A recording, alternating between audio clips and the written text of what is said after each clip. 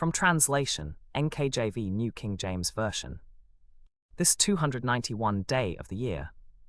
Today we are reading passages Mark 8 to 9.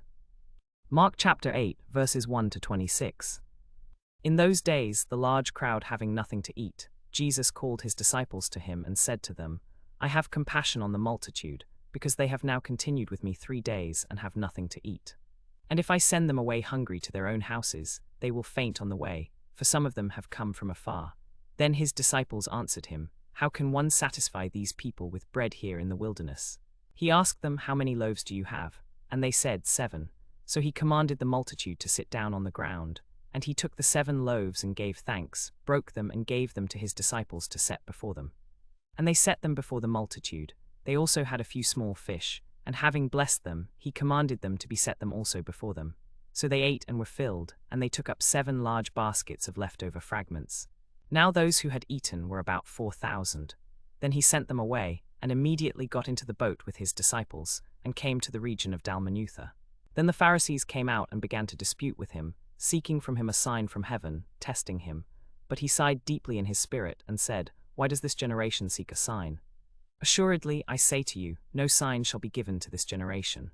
And he left them, and getting into the boat again, departed to the other side. Now the disciples had forgotten to take bread, and they did not have more than 1 loaf with them in the boat. Then he charged them, saying, Take heed, beware of the leaven of the Pharisees and the leaven of Herod. And they reasoned among themselves, saying, It is because we have no bread. But Jesus, being aware of it, said to them, Why do you reason because you have no bread?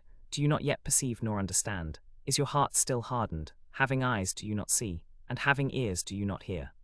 And do you not remember, when I broke the 5 loaves for the 5,000, how many baskets full of fragments did you take up? They said to him, 12. Also when I broke the 7 for the 4,000, how many large baskets full of fragments did you take up? And they said, 7. So he said to them, How is it you do not understand? Then he came to Bethsaida, and they brought a blind man to him, and begged him to touch him. So he took the blind man by the hand, and led him out of the town. And when he had spit on his eyes and put his hands on him, he asked him, Do you see anything? And he looked up and said, I see men like trees, walking. Then he put his hands on his eyes again and made him look up. And he was restored and saw everyone clearly. Then he sent him away to his house, saying, Neither go into the town nor tell anyone in the town. Mark chapter 9, verses 1 to 29. He said to them, Assuredly, I say to you that there are some standing here who will not taste death till they see the kingdom of God present with power. Now after 6 days Jesus took Peter, James, and John, and led them up on a high mountain apart by themselves, and he was transfigured before them. His clothes became shining, exceedingly white like snow, such as no launder on earth can whiten them. And Elijah appeared to them with Moses, and they were talking with Jesus. Then Peter answered and said to Jesus, Rabbi, it is good for us to be here, and let us make 3 tabernacles. One for you, one for Moses, and one for Elijah, because he did not know what to say, for they were greatly afraid. And a cloud came and overshadowed them. And a voice came out of the cloud, saying, This is my beloved Son. Hear him. Suddenly, when they had looked around, they saw no one any more, but Jesus only with themselves. Now as they came down from the mountain, he gave them a command, saying, Tell the vision to no one until the Son of Man is risen from the dead. So they kept this word to themselves, questioning what the rising from the dead meant. Then they asked him, saying, Why do the scribes say that Elijah must come first? And he answered and told them, Indeed, Elijah is coming first and restores all things. And how is it written concerning the Son of Man, that he must suffer many things and be treated with contempt? But I say to you that Elijah has also come, and they did to him whatever they wished, as it is written of him. And when they came to the disciples, they saw a great multitude around them, and the scribes questioning them. And immediately when they saw him, all the people were greatly amazed, and running to greet him, they greeted him. And he asked the scribes, What are you discussing with them? Then one of the crowd answered and said, Teacher, I have brought you my son who has a mute spirit. And wherever it seizes him, it throws him down.